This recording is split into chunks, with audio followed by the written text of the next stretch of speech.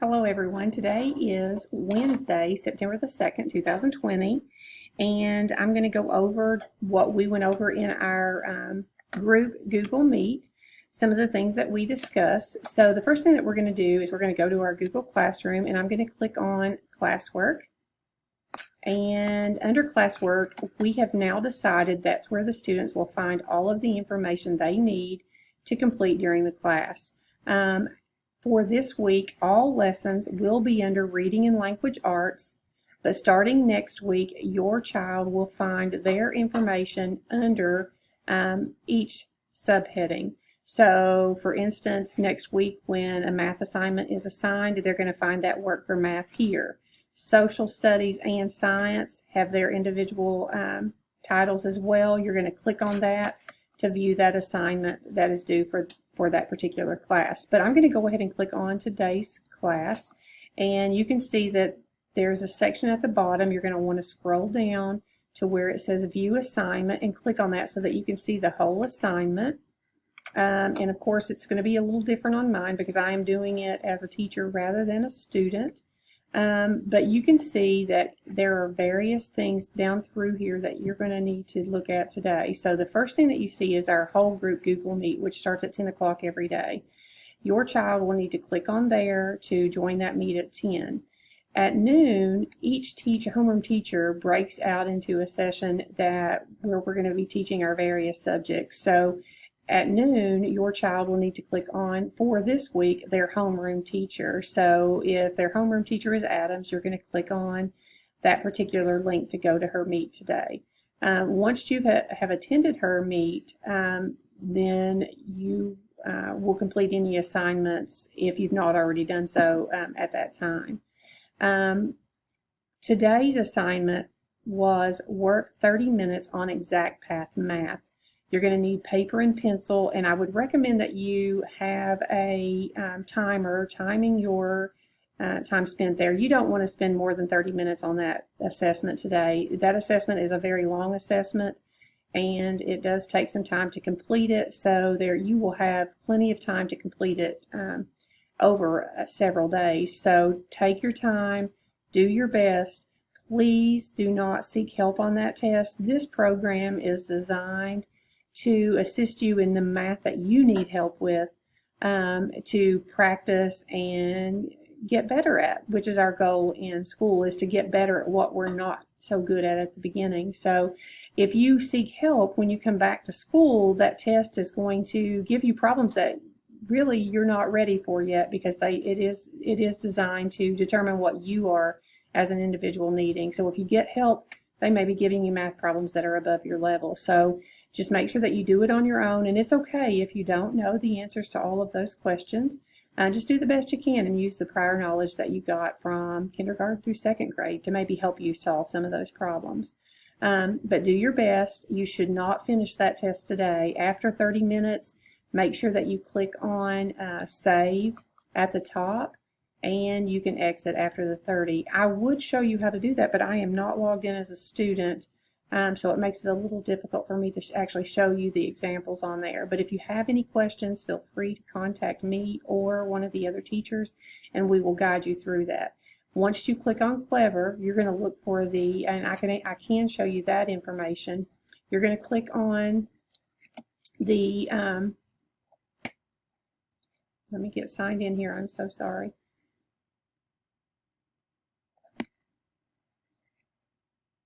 You're going to scroll down until you find a black E with a very colorful line on it, and it's called Edmentum. This is where you're going to find that ExactPath quiz. Once you click on there, it's going to take you immediately to a screen. Yours is going to look much different than mine, but in the middle of the screen, you're going to have a box that says Math Assessment, English, or Reading and Assessment, and then a Language Arts Assessment. You're going to only take the math assessment at this point. Once you work 30 minutes, you can log off of there, and then we can pick it back up. Just make sure that you hit the Save button so that all of your progress is not lost. Okay. The next thing that we're going to talk about is our show and tell for tomorrow. tomorrow you are allowed to show one item. We're asking that you be prepared to tell us what that item is and why it's important to you.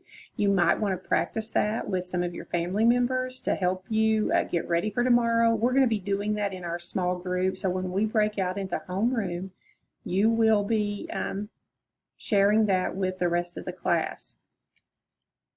The next thing that we're going to talk about is the top 5 picks, and I'm going to pull up our lesson for that. As you can see on item 4, it indicates that you may work on your top 5 summer pick slides that are due Friday. We have, based on our homeroom, put links for you to upload those pictures to a slide that is specific for you. All of those already have your names on them, so you're going to find your name. So I'm going to go ahead and pull mine up for you. You're going to find your name. So for instance, I'm going to choose the very first one. You're going to describe the picture that you're going to be putting in there. So if, for instance, you don't have any pictures, this has been a very different year for everyone, so we may not have pictures of what we did this summer, but you can describe what you did in this area here. So you would click on it, there's going to be a box that pops up, you're just going to kind of delete everything out of there and type in describing your picture. And let's say, for instance, I went swimming, but I have no pictures of me swimming. I can go up to where it says Insert, Image, and then I could go to Search the Web, and I can type in swimming. Or you could even put a swimming pool. I'll just type in swimming pool. When you click on that, you're going to see all kinds of pictures of a swimming pool. You can insert that by dragging it over and just dropping it in. Now when you insert it, it's going to be very large. So you're going to want to downsize that by grabbing a hold here and pulling it till it fits the area that you want it to go in. Okay? And then once that's complete, you can fill in all of those pictures and you're finished with your assignment. You will not need to turn it in. All you have to do is update it here, and that slide immediately updates for me as the teacher to see it. So you don't need to share it with me. You don't have to hit this button at all. So don't worry about sharing it, because as soon as you upload it, I'm going to see that picture. Okay? You can also add a picture of you here. It's totally up to you how you want to handle that. You don't have to, but if you would like to, that's fine as well. Just make sure that when you finish, you just exit out and only choose your slide. So every slide down through here has a child's name on there, and you're going to complete the slide with your name.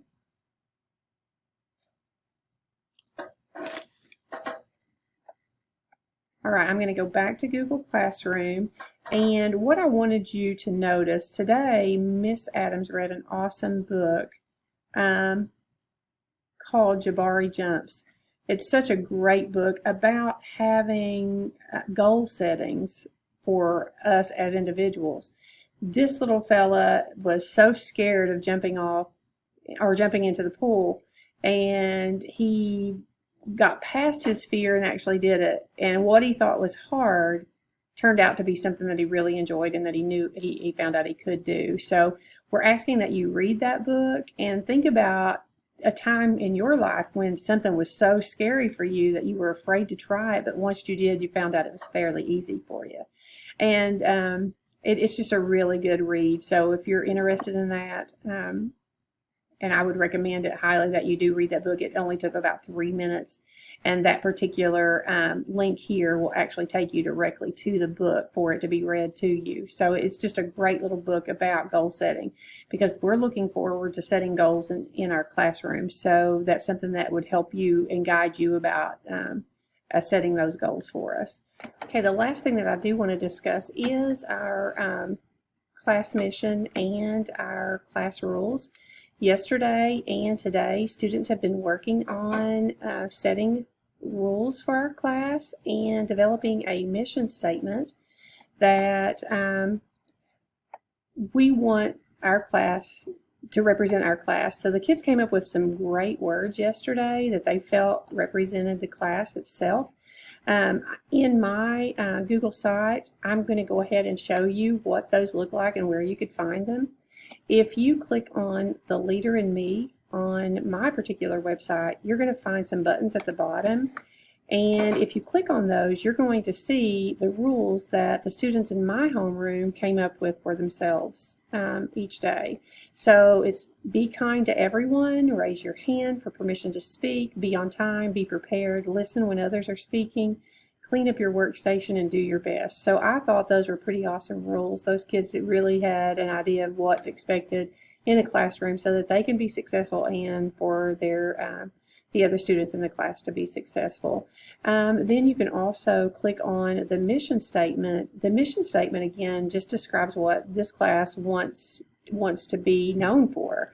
And the words that you see in capitalized and in color are the words that they came up with. They want people to know that they're kind. They want to work together. They never give up. They want to stay positive, which is a great thing. Positivity is going to help you through any type of situation where things do get hard, when the work gets hard. And they want to be known for helping others, which is a great way to be remembered. So one of their goals was, what do you want to be remembered for at the end of the year? And these words really stuck out to me. So I was really proud of some of those things that they were saying. So this is their class mission statement that they came up with. And you'll be able to find the various class mission statements and class rules on the other teachers' websites as well. They will be putting those on shortly. So if you haven't visited those sites yet, I would definitely recommend that you visit our Google sites, because there's all kinds of information on there that's helpful to you. That's all we have for today. If you have any questions, feel free to contact Ms. Adams or Ms. O'Brien or myself. You can do that through Remind. You can send us an email, or your student can message us through Google Classroom if there's issues with anything that they're not understanding. Have a great day. Look forward to seeing everybody tomorrow.